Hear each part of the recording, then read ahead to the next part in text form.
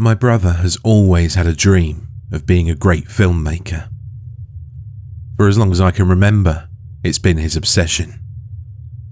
He got a video camera for his 8th birthday and would literally film everything with it, even the most mundane things. He would have us do interviews for the camera, make little movies for himself. I thought it was cute at first, I really did. I'd always help him with whatever little project he was doing this time. As time went on though, something started to change. I can't really say what made him the way he was, but he became increasingly arrogant, increasingly difficult. Our parents definitely spoiled him. Spent a small fortune making sure he got the education he needed to pursue his dream of becoming a director. Paid for any of the expensive equipment he needed for making and editing his own little movies. Helped pay the salaries of any crew or actors he hired for the little short films he produced. Maybe it was that which made him become so arrogant and mean-spirited. But increasingly, he became that worst kind of cliché. The artist obsessed with their vision and treating everyone else in their lives like crap. The self-centered, petulant child in an adult's body. I'd like to say that I called him out on any of this, but the sad fact is that I went right along with him on it. It started in his teens. Verbal abuse and the occasional slap any time I didn't do something right or quickly enough for his liking. I should have stood up to him, told him to get lost, but I found myself totally under his thumb, unable to say no or simply get him out of my life. To be honest, looking back, I can see just how unhealthy the whole thing was. My brother was a bully, a little tyrant who enjoyed bossing people around, and I basically became his personal servant. He'd belittle me and everything I thought, said, or tried to do. Any time I tried to build myself up, he'd tear me down and make me feel like I couldn't accomplish anything on my own. Couldn't even survive out there without him. I should have known better, I suppose, but it had started from when we were so young that honestly a part of me came to genuinely believe the things he said. A part of me was too scared of trying to make it out there in the big wide world by myself, that I put up with my brother's constant bullying and taunting, and increasingly shrill, angry demands, because I was scared of being alone, being cut off from the only family I had left. Our parents had passed away by this point, and we had no contact with the rest of our family. Without my brother, I'd be all by myself. His overbearing presence in my life had prevented me from making any real friends, and the thought of trying to build a life for myself, by myself, was one that just terrified me. So, I did as I was told. He'd say, "Brian, get me coffee," and I'd drive all the way across town to the one Starbucks he liked to get him coffee. He'd say he needed extras, and I'd devote weeks of my life to arranging and carrying out interviews. He'd demand some expensive piece of equipment, and I'd spend however much it cost to get it. That was my life now. My brother's PA. The subject of my brother's short films and mini-documentaries had become increasingly dark and surreal over the years. He'd create short, strange and frightening little pieces, designed only to unsettle and scare. Or sometimes, just ones that were so bizarre, so utterly devoid of plot, logic or reason, that it was impossible to tell what, if anything, he was trying to achieve or convey with them. His documentaries were much the same.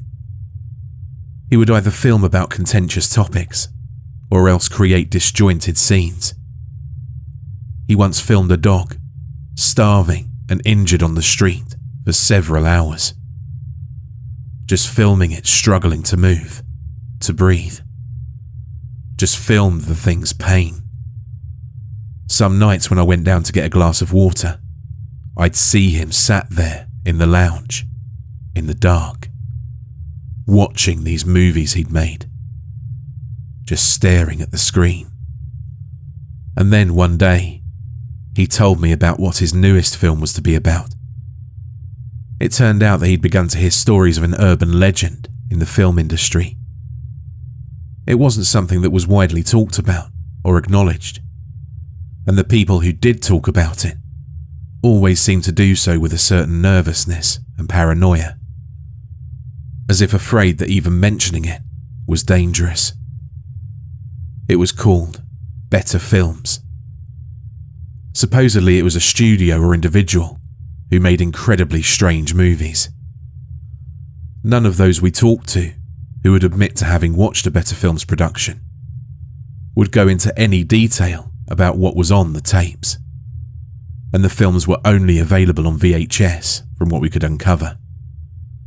But all of them seemed to be incredibly disturbed by what they'd seen. One had gone so far as to remove anything from their home that could play video or audio. A guy who ran a small DVD and video store told us that he'd met with some representatives of Better Films just once. A pair of men dressed in red suits. He described them as looking like they'd been mutilated, and claimed that one of them had been missing an eye and an ear, while another was minus a hand and his nose. The scarring around these wounds looked ugly and raw. They'd given him a business card which had nothing on it except for the logo, a cartoonish, childlike drawing of a frowning face, and the tagline, "Making better films for a better audience," along with a website address where they claimed he could purchase their titles for his store if he wished to support independent art. He checked it out, expecting some kind of artsy foreign stuff in black and white. Instead, he found a site full of strange and confusing clips that left him scratching his head, and that provided no clear way to order anything. He said the whole web page appeared to be in Japanese. And yet, a week later, a black bin bag was on the front step of his shop, and inside was several tapes, all with the Better Films logo on their labels.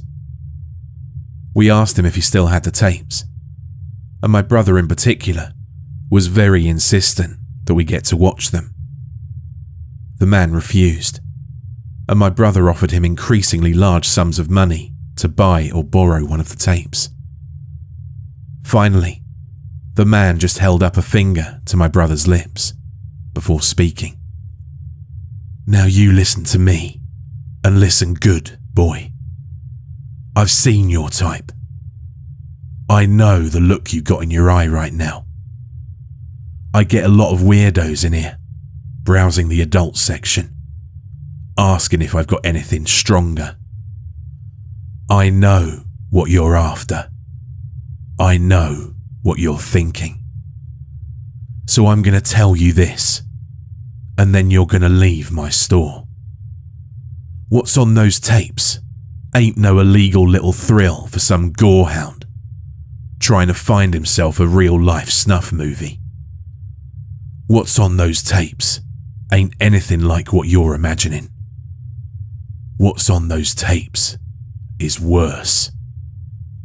And I ain't selling or renting them to no one, especially not some half-wit little pervert with more money than sense." My brother stormed out in a rage, with me following close behind. As I left, the store owner called out to me. I turned to see him looking at me, with an expression of genuine concern on his face. "You want my advice? You stay away from him, mister. Things he's looking into, you don't want nothing to do with. I suppose I should have taken his advice. But by this point, I doubt there was anything that could convince me to abandon my brother. So great was the hold he had over me. And so, I continued to assist him as he dug deeper and deeper into the mystery of better films. We managed to piece a few things together. The earliest encounter anyone seemed to have had with their work seemed to be in the mid-60s. One person we spoke to claimed he'd known someone who'd been in a movie for them in the mid-70s. An adult film star who'd been hired right off the set of a film he'd been doing and had gone missing for almost 7 months. He'd come back with a lot of cash and a hell of a lot of bad dreams. Another said that the company went back even further, that there'd been something called Better Productions back before there'd even been silent films. Said her mother had told her stories that she'd heard from her grandmother, who'd heard them from her grandmother. Some spooky bogeyman stuff about some performer named Elizabeth Walker. We even found someone who claimed to have grown up watching a TV show Better Films had made. Sunshine Street, she said it had been called. And she went on and on about how strange it had been, and how she'd always remembered that logo. It was the first thing that had come to mind when she'd heard the name. She said it always used to creep her out, the way the frown would curve into a smile at the end of every episode. The animation looked eerie. That was how she described it. And then, my brother came home one day with a woman who he claimed was a producer who worked at Better Films. I was dumbfounded. For all the work we'd put into this, I hadn't expected us to get anywhere. To be honest, I was pretty much convinced the whole thing was just some ghost story. That if there'd ever been a Better Films, there was nothing more to it than just some low-budget production company that had made a few creepy little flicks and then folded up. All the weirdness around it, all the little hints and dark suggestions we'd gotten about there being something more sinister about the whole thing, I'd put that down to just people making stuff up. Or at the very least, people having heard various stories about Better Films from unreliable sources and then passing them along. But here was someone who claimed to work for the company, in the flesh. She introduced herself as Miss Kismmet. Her hair was a bright red, almost certainly dyed. I can't believe that any hair could be naturally as bright as hers looked. She dressed in a red suit, and like the men our friend at the video store had described, she looked as though someone had gone out of their way to mutilate her body. One eye was missing, as was an ear and her nose. 3 fingers were missing from her right hand as well. I tried hard not to stare, but all of these looked like they'd been done so crudely, so violently, that it made me wince. She and my brother spoke at length for some time. I wasn't allowed to listen in or take part in whatever they were talking about. But after a while, they stepped out of the lounge, and my brother asked to speak with me alone for a moment. He told me that he'd convinced the woman to let him actually come to the filming of one of Better Films' movies, and to meet with the director responsible for their work. To actually interview people who worked at the highest levels of this production company and get the real story about what it was they did. However, to secure this, he'd had to offer the woman a form of payment, he said. And that payment was her getting to spend the night with me, where I'd do anything she wished. I could have punched him. I wanted to hit him. Instead, I just yelled, told him that this was too much, that I wasn't going to have him selling me like his personal property, like a slave. He shrugged, seeming not to care about my anger, my hurt. It's not that big of a deal. You'll probably enjoy it. And she's promised that you won't be hurt in any way. His tone was cold, emotionless. It was clear that he couldn't care less whether I'd be hurt or not.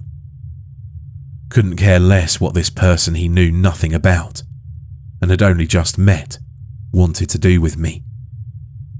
That he didn't give a damn about my well-being or my safety.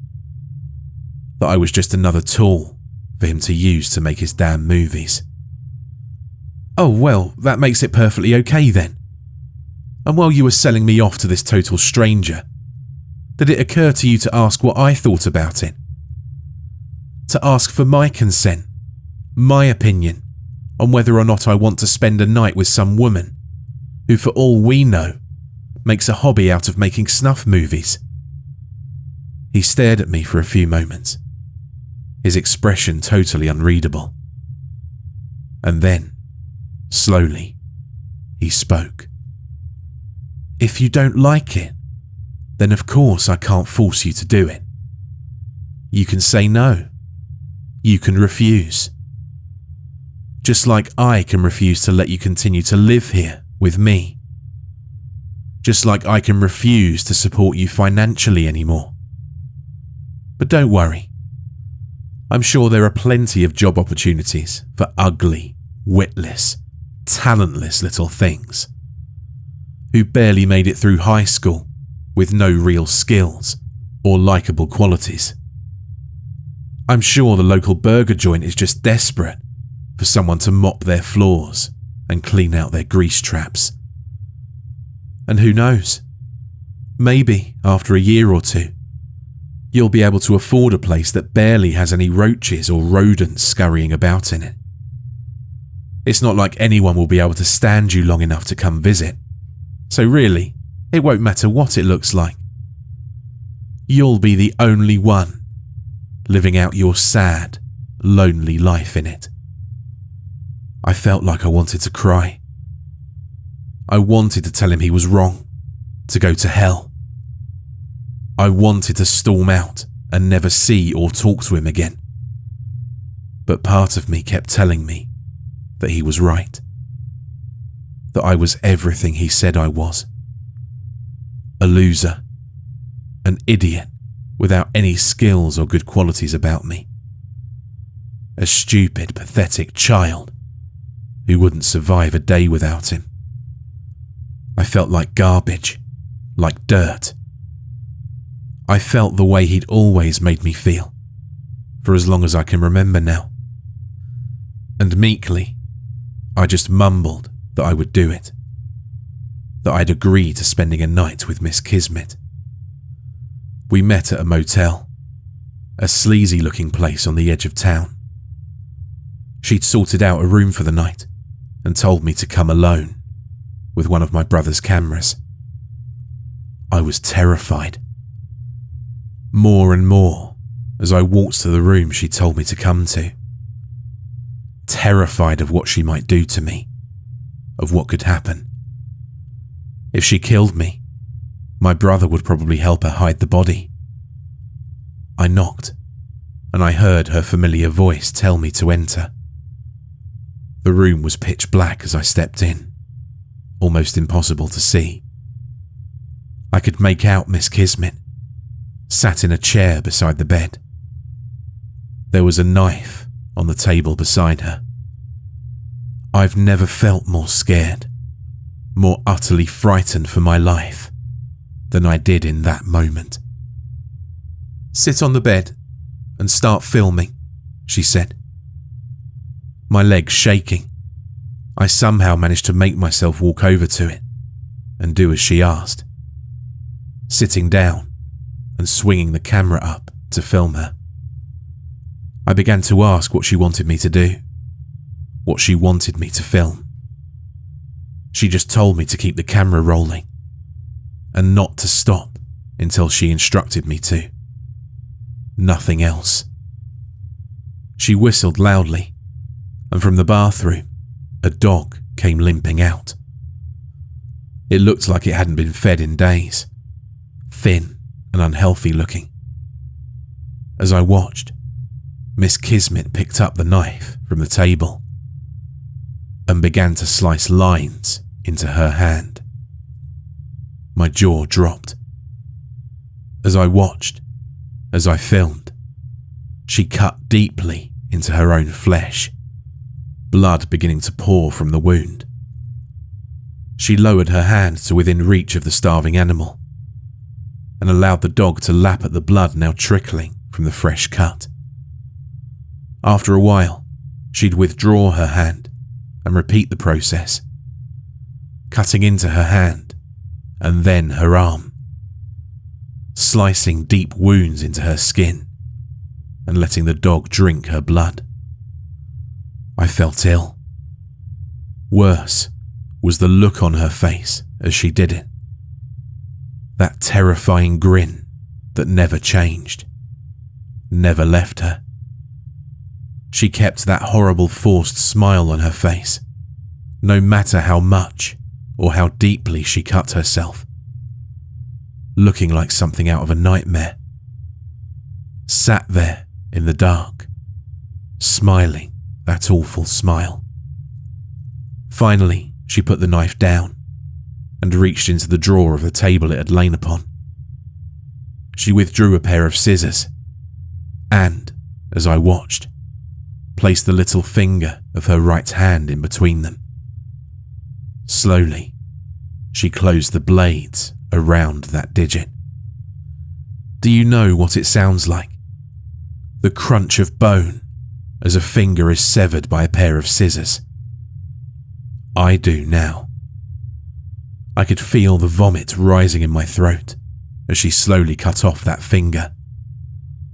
The grin still fixed to her face as she cut through flesh and bone. It fell to the floor, the dog pouncing on it. And she finally told me I could stop filming. I was shaking, feeling ill, feeling worse than I'd expected to feel. I didn't know what this was or why she'd asked me to do this, and I didn't want to know. And then suddenly, her arm shot out, grabbing me by the leg, her face inches from mine. The grin was gone now, replaced by a look of pure terror, of the worst kind of fear I'd ever seen on another person's face. Her eye darted side to side, her body shook. I could feel the blood from her fresh injuries soaking into my clothes. "Help me!" The words were desperate, spoken as if it actually caused her pain to say them, coming out as a broken and pathetic whimper. "For the love of God, please, she's going to kill us all. Don't you understand? She's going to kill us all. She's..." And then she stopped, her words cutting off. A little squeak of pain came from her, as if someone had grabbed her by the throat. And then I realized we weren't alone in that room. Stood in the dark, in one corner of the room, was another woman. She was dressed in a tuxedo, with a featureless white latex mask over her face. There were no eye holes in the mask, and yet somehow, as she stood there, motionless in the dark, I felt that she was looking at us, that she could see us, could see me, that she was studying me intently, watching me very closely indeed. I felt more afraid than ever before. That motionless woman in the white mask stood silently in the blackness, made my heart pound, made the hairs on the back of my neck stand on end. I had to get out of this room. I stood up, turned and ran. I ran out of the room, down the stairs, out into the parking lot, I didn't even bother to get into my car. I just ran out into the street and away from that motel. Away from Miss Kismmet. Away from the woman in the white mask. It was the next day that Miss Kismmet showed up at my brother's home. She was all smiles once again and thanked me for my time. My brother had asked no questions about what had happened, most likely because he couldn't care less. And he was happy to hear that Miss Kismmet would now arrange for him a meeting with their director at the set of the current production they were working on right now. Kismmet made it quite clear that this invitation was for my brother only, which suited him just fine. He told me to stay at the house and work on editing the footage we'd put together so far, and said he'd be back as soon as possible with the interviews with the director and actors involved in Better Film's newest movie. He was beaming, clearly happy that he'd gotten his way. That now he'd get to finish his movie with actual footage of what Better Films did.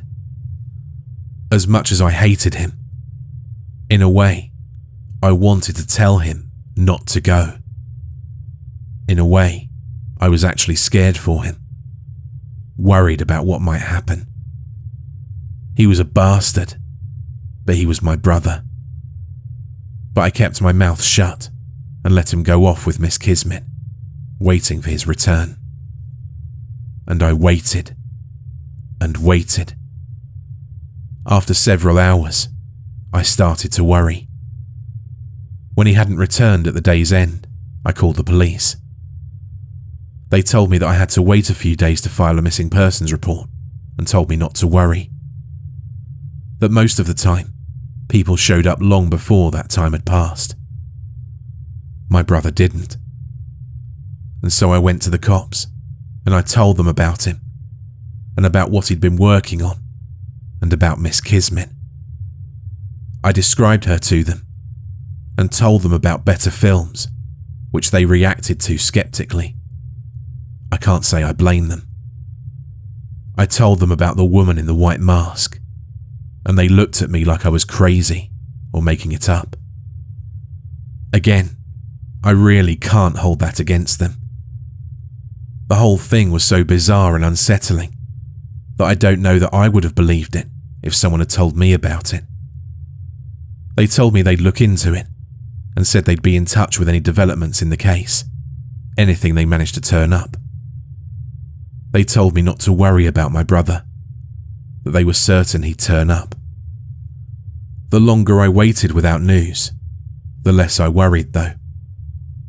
The less I cared about him at all. Finally free of his bullying, his endless taunts and insults, I found myself becoming more confident, more assured. I began to go out. I began to talk to people, to actually start to make friends. I even met a girl at a little bar not far from my brother's house, who I began to see as more than friends. I started sorting out job interviews. I started feeling good about myself, looking in the mirror and not feeling like crap for once. I felt happy, actually happy, for the first time in a very long time indeed. I felt like I had worth and value and that I could make it on my own. A package came a few months ago. It had no stamp, no address, and nothing written on it. Just a brown package, left on the doorstep of my brother's place. I opened it up to find a video cassette inside, with a label on it that simply read, "We make documentaries too." I was worried now, nervous and yet curious at the same time, not wanting to know what was on the tape and needing to know at the same time. I walked over to the TV and slid the tape into the old VCR my brother still owned that I'd never bothered to throw out since he'd gone missing. It began to play. It was footage of us. Footage of us going around to talk to people about better films. Footage of us going into the video store, where we'd met the man who claimed to have seen some of Better Film's movies. Footage of us going to the homes of those people we'd interviewed about this. Footage of us walking down the street, going to and from places. On several occasions, it zoomed in on my brother. Whoever was behind the camera seemed to be focused on him. I stared at it, a chill running through me. How long had they been filming us for? How long had they been following us, watching our every move? How long had they known about us before Miss Kismmet had met with my brother? The tape went to static for a few moments, and I thought it was over.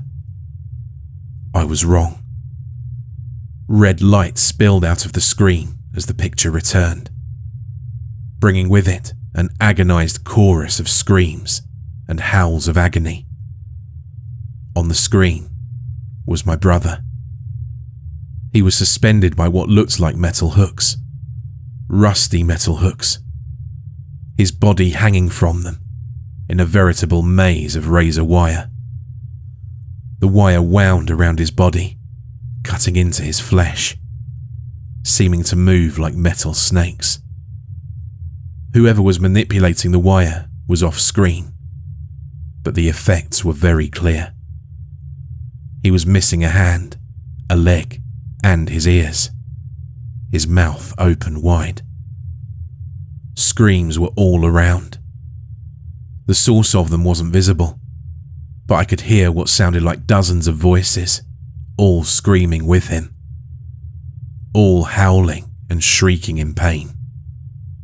His eyes were wide and terrified, his body jerking and twitching as he screamed the same words over and over again. The same two words. Help me. I stood there, staring at the scene for a moment. My brother trapped somewhere, in what appeared to be a private hell on earth, having God knows what else done to him by these people, for reasons I'd probably never know. I walked over to the set. I turned off the tape. I unplugged the VCR and the TV. And knowing that I would never mention this tape to anyone I knew, I whispered a few words to myself. No, I won't, brother. I burned the tape. To this day, my brother's never been found.